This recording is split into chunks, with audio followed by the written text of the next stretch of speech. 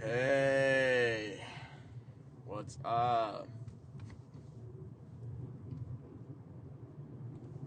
How's it going, folks? So, we're on the last few days of making this documentary before we need to submit. And there are just some thoughts I need to express because I would like to. And I think they're good lessons for everyone to learn. So, how's the doc been going? Well, it's been tough, to say the least. It's been a lot of fun. I will start by saying that. It has been probably some of the most fun I've had in a long time, because it's not just a Friday night kind of fun where you're having fun with your friends, being social, that kind of fun. It's a fulfilling kind of fun. Doing what you love, seeing it through and feeling like you're doing something with yourself, being productive kind of fun. That is a great fun. That is the best kind of fun. However, it's been also very, very tough because, sorry if it's really loud, I'm on the highway, but it's been really tough. A lot of learning, a lot of humility, and being humble. A lot of humbling, that's for sure. Learning a lot more about the art of documentary, how it's not as easy as I think the conception of it being is.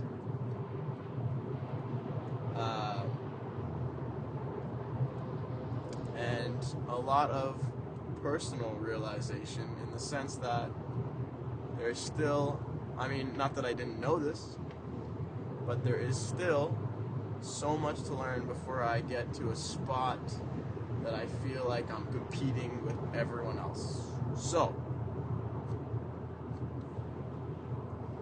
I will start by saying, or asking, I should say, I will start by asking myself, how has the doc turned out? Is the doc what you wanted it to be? And to that, I would say it's close. However, it's a lot, man. It's a lot of, it's not easy. It's not easy guiding a project, because there's a lot of emotions you have to control, and a lot of emotions you have to manage. And I can't say for certain I had the best control of my own. And that makes me sound like I was dramatic or lashing out or whatever. Not really. More in the sense of being positive and seeing the upside of a project and keeping your head up. That's not easy to do. And it's especially not easy to do when you're responsible for several different people's emotions that are involved in the project. Obviously, working with someone else, you have to make sure you're managing their emotions, you're talking to them responsibly, and you're getting your point across without being hard. Or not hard. Being hard is okay. But you're getting your point across without being a dick or being a little whiny bitch about it. But there's also the emotion of the people involved. The people you recorded, and managing their expectations and managing their wants from the project and what they expect. And especially with working with someone else, they have their own vision of where a project goes, and where they want to see it go, and how they want to add their creativeness to it, which is all great. It's all great. Again, this is more and more me realizing, yes, I'm going to need people in the future, and I can't do everything myself. and there's going to come a time where I need a helping hand, and it's important to build a relationship. And obviously I care a lot about the person I work with. He's my best friend, and I want to work with him, obviously. But again, this has taught me a lot, that there are pros and cons to working alone and working with someone else. You know, the pros of working alone is you keep to your vision. You don't have to spend so much time explaining the vision and managing and spend so much energy on keeping the vision straight. And maybe that's my lack of experience, that I wasn't able to do that as effectively as I wanted. You know, at the end of the day, a lot of the problems I have with the project fall on my shoulders, and there's no one else to blame about that or for that.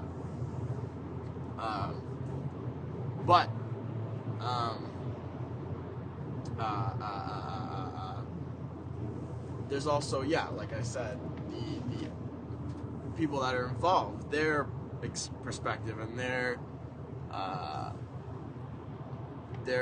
wants and needs from the project and what they want to see. And ultimately, it's a very heavy project.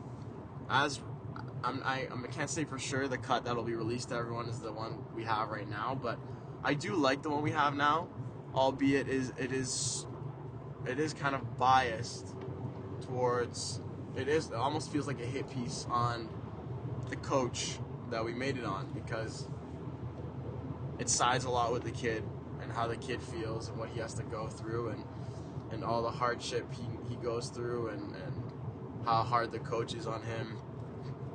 We do get a bit of understanding as to why the coach is hard on him, because he wants to be perfect. But at the same time, you have to remember, these aren't just your subjects in a video. These are people too. And I'm coming back now from meeting with the coach, aka my cousin. He is my cousin. And he's been amazing. He's given us everything we wanted, all access. You know, we record whatever we want.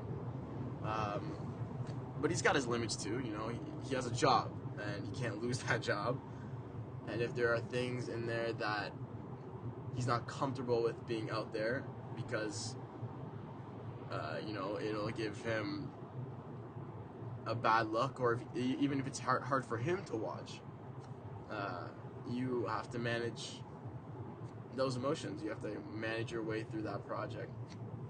And that's something I really suck at. I really fucking suck at I really suck at standing my ground on something. Not that I want necessarily to try to pressure him to leave a project the way it is. That's not my purpose. I'm more so an outlet for the creative process and seeing a vision true to itself. I'm an outlet for the vision, the goal, right? I'm an outlet for that. I'm not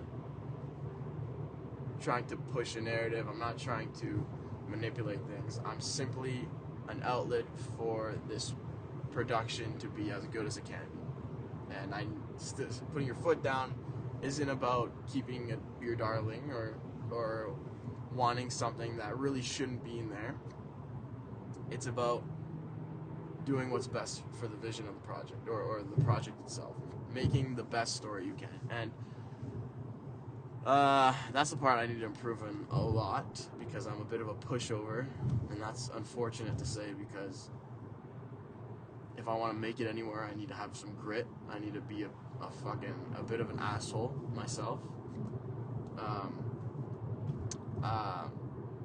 But yeah, not only the people involved's expectations, but you're also managing the people that are gonna watch it, their expectation and their emotions and how they'll feel from watching it. And I think it says a lot. So basically, I went to go meet with my cousin, the coach, and he just said, like, it's great, but there's just way too much bad material of me in here. And I think that's actually great criticism. Even as biased as he is, because it is him, and of course I'm not gonna say deny him of wanting to get rid of something, because obviously he is him in the video, but it's a fantastic criticism, because what that tells me is that there's just not enough of a balance. We didn't do a good enough job getting the message across. Simply put, we didn't do a good enough job telling the story we wanted to tell. That's simply put what that tells me. And that's a skill that I've actually learned, and I think I've been pretty good at. I've been really good at, actually. I will give myself credit in that area and in that respect, that when you're taking the criticism, you need to dig deep and really understand, where is this criticism coming from? Why are they saying this criticism? And more often than not, the parts they criticize may not be the parts that need to be changed. Like, my dad, for example, watched it, and he said, you guys lost a, like, he gave it to me pretty hard, I'm not gonna lie. But I wasn't upset by it. I wasn't upset, but he basically called me and he just said, what the fuck was that? You guys lost direction. Like, this is a shit story. Like, what is this? And I understood. It was a shit story. And we made adjustments, and we found the better story in it, but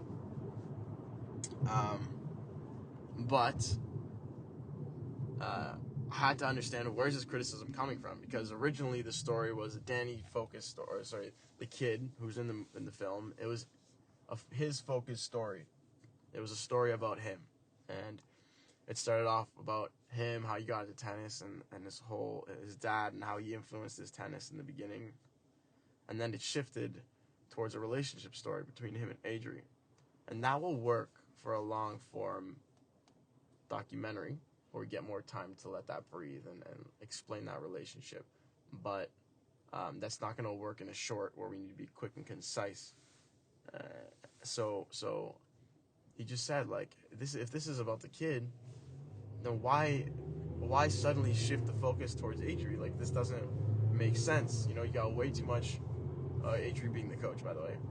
You have way too much of the coach. You have way too much of him yelling at him. All this tells me is that this is a story about having hardship with a coach, and I had to understand where he was saying that, or why he was saying that, sorry, because his complaint was inverted of what the criticism we needed, or we are looking for, because he's saying the intro was the best part, because that explains the most about Danny, that gives us the most emotion. However, with the story we're aiming to tell between the coach and the kid, that's actually the problem. Was the intro. The problem itself was the intro, because it was misleading people to thinking the story was about the kid, when it's really about the kid and the coach. So the intro needed to change. But that's something I learned, is that you need to figure out where the criticism is coming from. Why are they saying these things, and where can you change it to fully fix the issue or address the issue? Because more often than not, as the example I showed you, if we left the intro and changed everything else, we'd have a completely different story. But the issue's not actually everything else. The issue was actually the thing my dad liked, which is the intro. Because that's not the story we were trying to tell. And another issue was that honestly, it's hard to explain without giving too much context. Is it guy in a tent? Okay. Yeah, it's been tough, man. A lot of long nights, a lot of long days, and if I'm being completely honest, I wouldn't do it any other fucking way. I love just letting myself dive into a piece. It's not always healthy and it's not the best thing for the project. I know that, because ultimately we make a worse project because of the time frame we give ourselves and the conditions we work in and how we treat ourselves. I understand that, but this is what how I've always wanted to live, is with a life that's creatively fulfilled. And a lot of people, you'll see a lot of people talk about a creative fulfilling life, but it kind of rubs me the wrong way when I hear a lot of people talk about it, because they don't really live like that. They live a balanced life. And a creative fulfilling life is a life with no balance. And I can tell you for a fact, we have had no fucking balance. We are going to bed at 5, 6 in the morning, and we're waking up at 10, 11, okay? When I tell you I look like a fucking mess right now, I look like a mess. It literally looks like I rolled out of bed today. And then, you want to know why? It's because I actually did just roll out of bed. Obviously I don't want to be like this forever. I would like to, after the project's done, get my life back together, start taking care of my health again, and looking more presentable, but this is the way it's gotta be, and I'm enjoying every second of it. But with that being said, I don't like the project. I don't mind it. I think it actually does a good job for what we're wanting to do, but there's a core issue in that this isn't the story I wanted to tell. I want it to be about the coach and the kid, yes. But it's just disproportionate. Like, there's so many issues with the project right now, and we have 3 days to fix all of them. I don't know how we're going to do it, but I know we will. Will it be amazing? I don't know. But obviously, the other day, I think I was sitting I was sitting at the desk watching the project over in full again, and I remember just thinking to myself, this is just the beginning. And not in general with my career, that's not what I meant. This is just the beginning with this project. This is gonna be a long, long road until I get the piece I want. A lot more days shooting, a lot more days editing, and a much longer piece that shows the complete picture. That shows a picture worth watching. Because I think right now, if you asked me, is this worth watching, I would tell you no. It's not worth watching because the viewer doesn't get value from it. They actually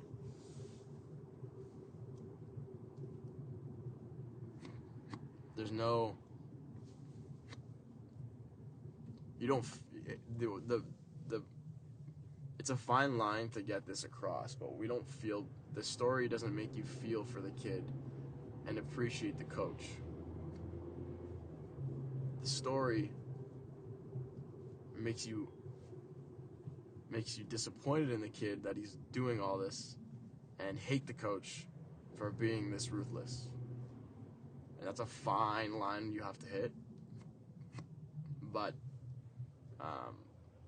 I think as much as I'd love to keep the really heavy parts, and there are very heavy parts, this is a very real documentary, which I love, which is the goal, and I'm happy that vision came through, in the sense that it feels real and it feels raw. But this is not the emotions I wanted to convey. I don't know. We've been sitting with this project for so long. I don't even know the direction anymore. I'm so lost. I just need to finish this, take a bit of a breather, and then get back to it. I know there's a good story in here. We have all the pieces to make something amazing, and it's frustrating that it came up short. That's my biggest fear in life, is coming up short. I just don't like that. I don't like doing that.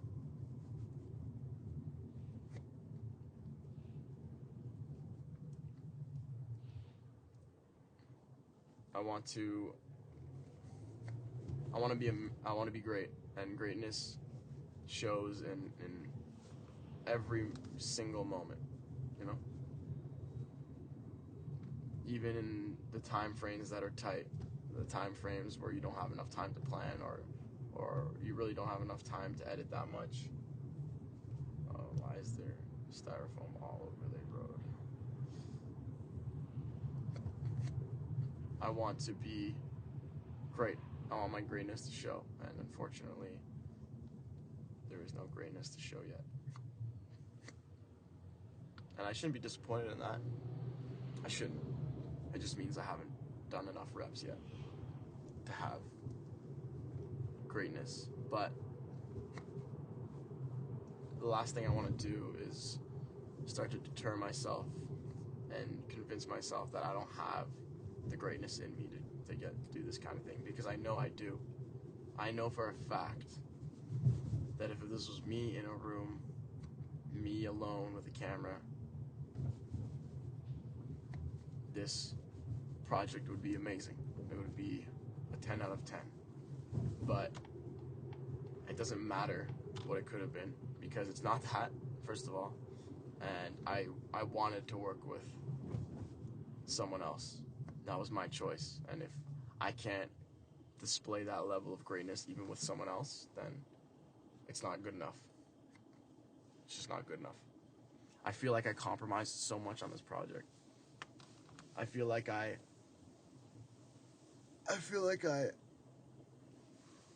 was too soft. I was too giving and too willing to let things go, instead of fighting for what I thought was best for the project.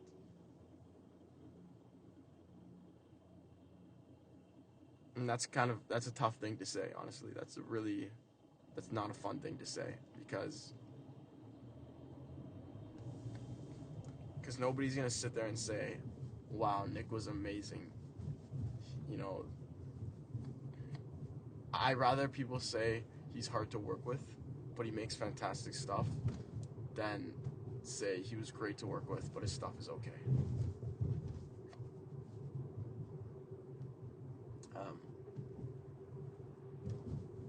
Because I know I'm fantastic. I know I have everything I need to be fantastic. And what frustrates me the most is the time frame, because now I have to spend more time getting the vision through when it could have been done in the first place. One chance to make it. One shot, one chance. What do they say? One shot, one chance. We'll fuck it up. And yeah, it's frustrating.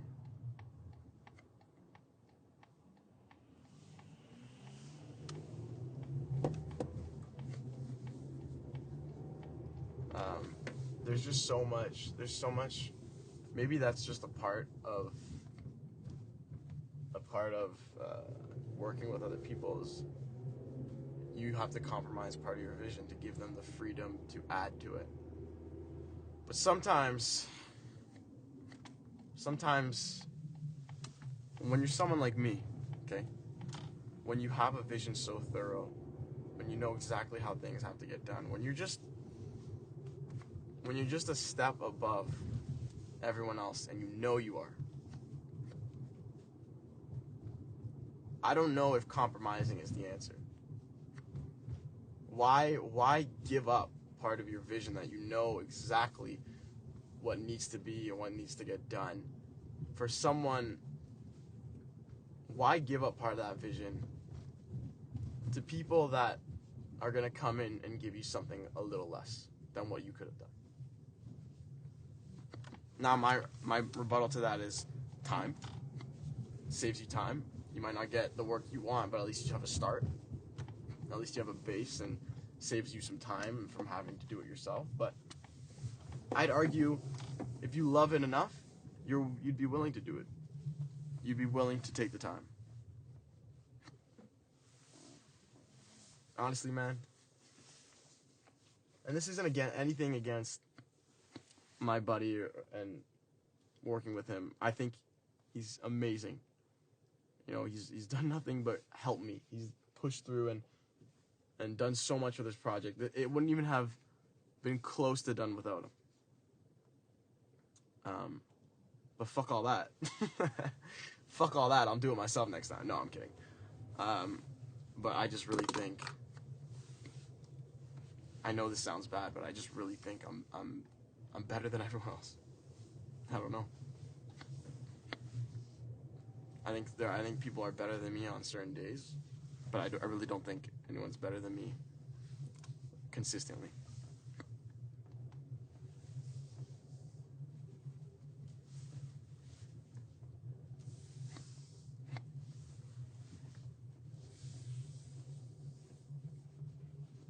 But with that being said,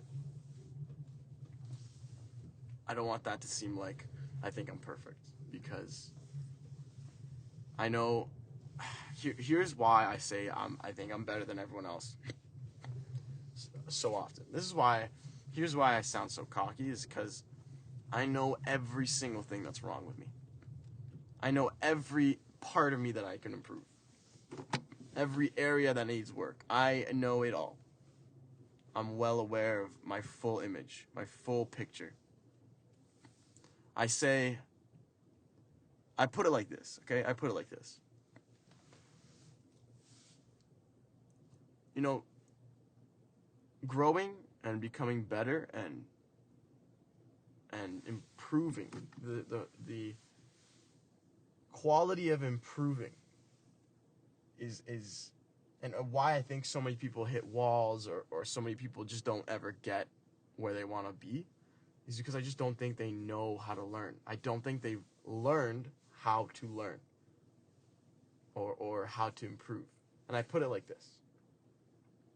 The best people, the people that make it the furthest, that are the most fulfilled, that do the best work, and the one that everyone aspires to be, is the person with the clearest mirror of themselves. They see all their imperfections. They see all the things they do wrong, and they know exactly how they have to improve those things and adjust that image of themselves to get to where they want to be and become a much, for the lack of a better term, better looking person. Now, the people that don't know how to learn, the people that I don't even compare myself to, because they're just, I know for a fact I'm better than them, because my mirror is clear, okay? My mirror is a clear mirror. But there are a lot of people that have a fogged mirror. A mirror that even when they wipe the fog off, still isn't crystal clear. It's not sharp, right? And that's the same way I think about learning. If you know everything about yourself, everything that you do wrong, everything that you need to improve, you have the clearest mirror possible, then you have the potential to be one of the best to do it. Whatever it is that you do, you have the potential to be the best. But there are a lot of people that are disillusioned in life, that think they're someone else rather than someone that they actually are, the person that they actually are. And that's because their mirror is fogged. Their mirror is streaky, or their mirror is just, it's unclear. It's like coming out of a hot shower and your mirror is completely unviewable. You can't see yourself at all. That's the same thing with improving. Some people just don't know where to improve. Some people don't know how to improve, what they need to do to make themselves better. And that's the difference maker between me and so many other people I see. So many other people that I know I'm better than, is because I know, and it's easy to tell I don't know when you start to tell, but eventually you get to a point where you can tell they don't have a clear image of themselves. They don't really know where to improve. Now, with that being said, there are a lot of people that have clear mirrors as well. A lot of people that see themselves fully, know their flaws, and know what they need to do to improve it. But then there's another level to this, actually doing it. A lot of people will stare at the mirror and cry to themselves and feel bad for themselves and say, this is just the cards you were dealt. You know, this is the way things go. You can't change. It's just who you are. And those people will never get far, even with the most honest vision of themselves, the most honest perspective of who they are. And that's sad, because it's not often that you have that perspective where it's honest and it's real, but the other level is people that see that mirror, they look in the mirror, they see that they look off, there are things that need to be improved, and they start improving them instead of feeling bad. They start doing it. If you start crying in the mirror, what's looking back at you is a reflection of yourself. And nobody wants to sit next to someone that's crying. So,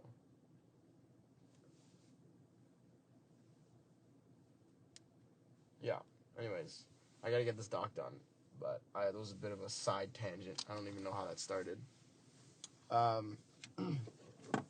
Anyways, I'll update you guys probably when I'm done the doc. Maybe. Or I might just dive right into the cut. The director's cut. I want to but yeah.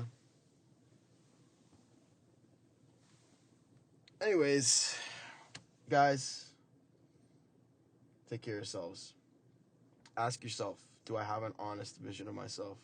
Do I know my imperfections? Do I know the things that are wrong with me? The things that I want to see changed? And do I have an honest vision, or am I disillusioned by the things around me? Are they distracting me? Are they taking away from what I could be? Are they not telling me the truth? And if the answer is yes, then learn more about yourself. You know, take the time to grow, take the time to be happy and find what makes you happy. Take the time to understand the things you do wrong and why you do them. And then from there, you take the next step, improving. All right? Regardless, I hope everyone has the best image of themselves, the one that makes them the happiest. And that might not be the one that can get you the furthest, but I hope you live a good life, because that's what it is, because that's what's important.